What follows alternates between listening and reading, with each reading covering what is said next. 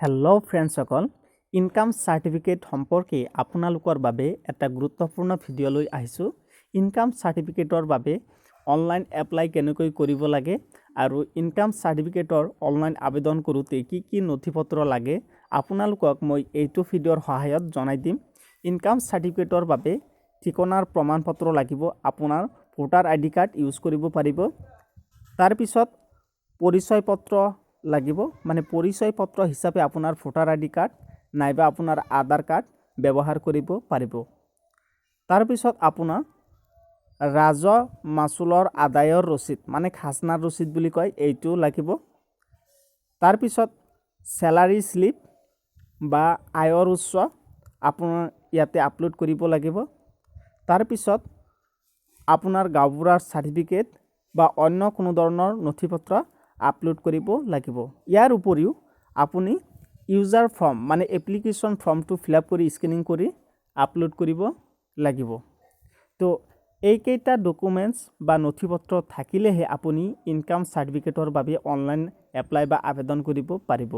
এতিয়া আহক ইনকাম চাৰ্টিফিকেটৰ বাবে অনলাইন আবেদন কেনেকৈ কৰিব লাগে আপোনালোকক দেখুৱাই আছোঁ। তাৰ আগতে আপোনালোকৰ ওচৰত এটা অনুৰোধ, ভিডিঅ'টো প্ৰথমৰ পৰা শেষলৈ মনোযোগ সহকাৰে চাই থাকিব। ইনকাম চাৰ্টিফিকেটৰ বাবে অনলাইন আবেদন কৰিবৰ বাবে আপোনালোকে প্ৰথমে আপোনালোকৰ লেপটপ নাইবা ডেস্কটপত থকা ইণ্টাৰনেট ব্ৰাউজাৰটো অ'পেন কৰিব। অন্য কোনো ধৰণৰ ব্ৰাউজাৰ কিন্তু কাম নকৰিব। আপোনালোকে ইণ্টাৰনেট ব্ৰাউজাৰটো অ'পেন কৰি আসাম ই-ডিষ্ট্ৰিক্ট লগইন এইখিনি লিখি চাৰ্চ কৰি দিব। চাৰ্চ কৰি দিয়াৰ লগে লগে এনেধৰণে পেজটো অ'পেন হ'ব। এইটো পেজত প্ৰথম যিটো লিংক দেখা পাব আসাম বা লগইন অপশ্যন, ইয়াৰে এটা অপশ্যনত আপুনি ক্লিক কৰি দিব। মই লগইন অপশ্যনত ক্লিক কৰি দিছোঁ। ক্লিক কৰি দিয়াৰ লগে লগে এনেধৰণে পেজটো অ'পেন হ'ব। ইয়াতে আপোনাৰ ইমেইল এড্ৰেছ আৰু ইউজাৰ নেম বা স্ক্ৰীন নেম আপুনি ফিল আপ কৰি ল'ব লাগিব। মই ফিল আপ কৰি লৈ আছোঁ। তাৰপিছত আপুনি লগইন অপশ্যনত ক্লিক কৰি দিব। তো মই লগইন অপশ্যনত ক্লিক কৰি দি আছোঁ। লগইন অপশ্যনত ক্লিক কৰি দিয়াৰ লগে লগে এনেধৰণে পেজটো অ'পেন হ'ব। ইয়াতে প্ৰথমে ই ফৰ্ম ছিলেক্ট কৰিব লাগিব। মই যিহেতু ইনকাম চাৰ্টিফিকেটৰ বাবে এপ্লাই কৰি আছোঁ, ইনকাম চাৰ্টিফিকেটৰ ই ফৰ্মটো মই ছিলেক্ট কৰি লৈ আছোঁ। তো এনেধৰণে চাৰ্চ কৰিলে সোনকালে আহি যাব। তো ইয়াতে আপুনি ক্লিক কৰিব লাগিব। ক্লিক কৰাৰ পিছত ৰাইট ছাইডত গ' অপশ্যন পাব, ইয়াতে ক্লিক কৰি দিব। ক্লিক কৰি দিয়াৰ লগে লগে তলফালে এনেধৰণে শ্ব' কৰিব। ৰাইট ছাইডত এটা অপশ্যন পাব অনলাইন, এই অনলাইন অপশ্যনত আপুনি ক্লিক কৰি দিব। অনলাইন অপশ্যনত ক্লিক কৰি দিয়াৰ লগে লগে এনেধৰণে আৰু এটা পেজ অ'পেন হ'ব। ইয়াতে তলফালে এটা অপশ্যন পাব ছাবমিট অনলাইন, এইটো অপশ্যনত আপুনি ক্লিক কৰি দিব। ক্লিক কৰি দিয়াৰ লগে লগে এনেধৰণে এপ্লিকেশ্যন ফৰ্মটো অ'পেন হৈ যাব। প্ৰথমে আপুনি এইটো ডাঙৰ কৰি ল'ব। এইটো ফৰ্ম অহাৰ পিছত আপুনি ইয়াতে প্ৰথমে আপোনাৰ চাৰ্টিফিকেট লেংগুৱেজটো চুজ কৰি ল'ব। চাৰ্টিফিকেট লেংগুৱেজটো চুজ কৰাৰ পিছত তাৰপিছত ইয়াতে আবেদনকাৰীৰ নামটো শুদ্ধভাৱে এণ্টাৰ কৰি দিব।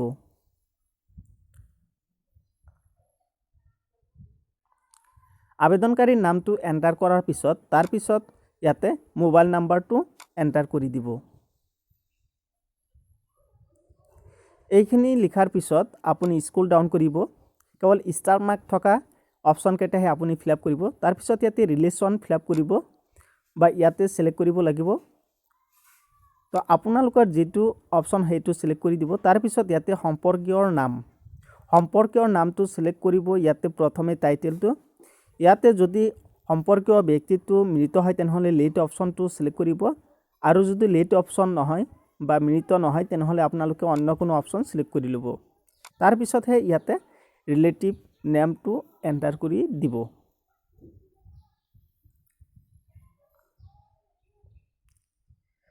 তাৰপিছত তলফালে ইনকাম চ'ৰ্চ অপশ্যনটো দেখিবলৈ পাব। ইয়াতে ছিলেক্ট কৰিব লাগিব। আপোনালোকৰ যিটো হয় সেইটো ইয়াৰ পৰা ছিলেক্ট কৰি ল'ব।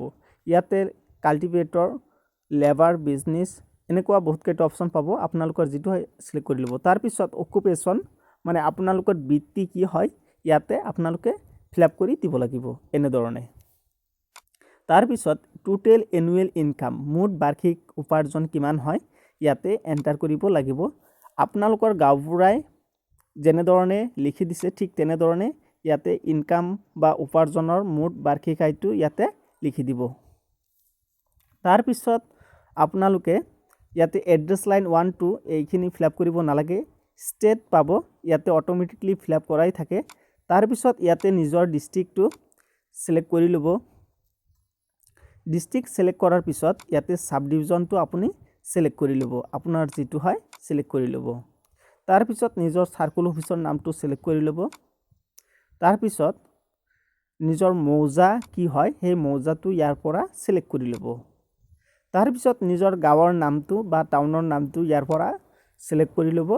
চিলেক্ট কৰাৰ বাবে ইয়াতে সাৰ্চ অপশ্যন দিছে, আপোনালোকে সাৰ্চ কৰি ইয়াৰ পৰা চিলেক্ট কৰি ল'ব পাৰিব। তাৰপিছত ইয়াতে পুলিচ ষ্টেচন মানে আপোনাৰ থানা কি হয় ইয়াৰ পৰা চিলেক্ট কৰিব লাগিব। চিলেক্ট কৰাৰ বাবে সাৰ্চ অপশ্যন পাব, ইয়াৰ পৰা আপোনালোকে সাৰ্চ কৰিও চিলেক্ট কৰি ল'ব পাৰিব।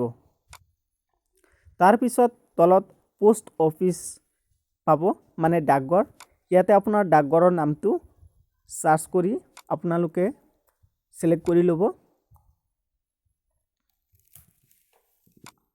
মই প্ৰথমে সাৰ্চ কৰি আছোঁ, বহুত নাম আছে ইয়াতে। তো এনেধৰণে আপোনালোকে পোষ্ট অফিচৰ নাম বা ডাকঘৰৰ নামটো চিলেক্ট কৰি ল'ব। তাৰপিছত অট'মেটিকলি পিনক'ডটো শ্ব' কৰিব। তো এইখিনি কৰাৰ পিছত আপোনালোকে তলফালে অপশ্যন পাব এড্ৰেছ প্ৰুফ। এড্ৰেছ প্ৰুফৰ ঠাইত ব্ৰাউজ অপশ্যনত ক্লিক কৰি আপোনালোকে ডকুমেণ্টছটো চিলেক্ট কৰি আপলোড কৰিব পাৰিব। মই প্ৰথমে আপলোড কৰি লৈ আছোঁ।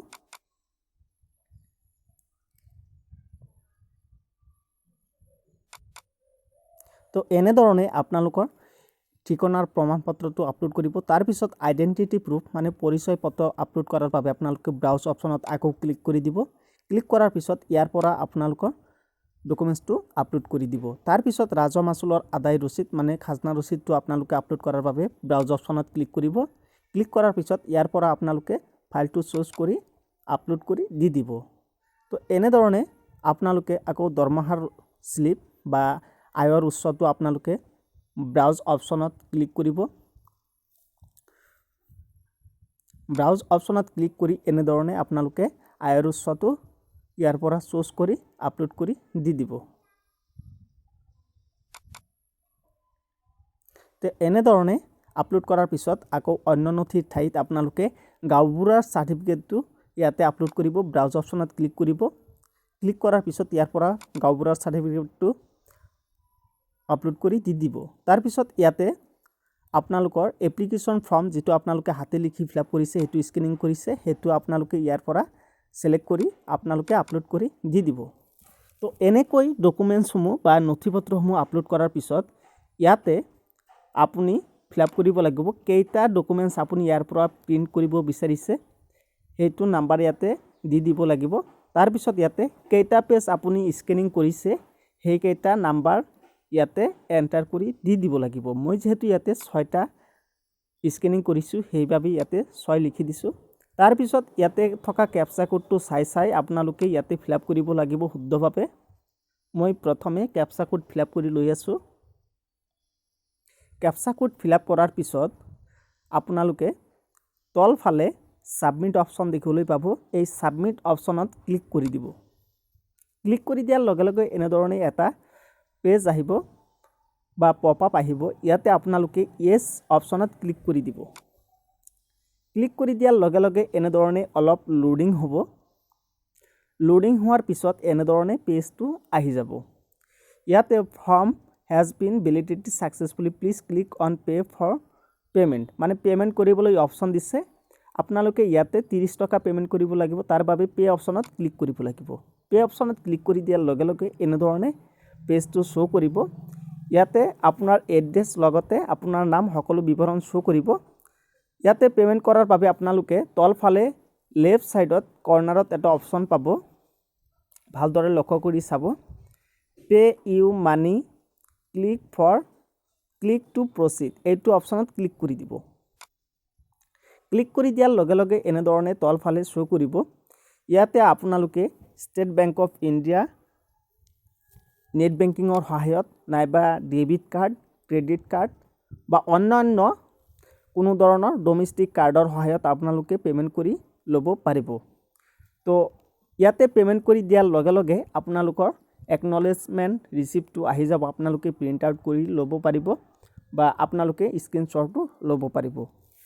তো এনেধৰণে আপোনালোকে যদি ইনকাম চাৰ্টিফিকেটৰ বাবে অনলাইনত আবেদন কৰে তেনেহ'লে আপোনালোকৰ ইনকাম চাৰ্টিফিকেটটো 2 দিন বা 3 দিনৰ ভিতৰত এপ্ৰুভ হৈ যাব।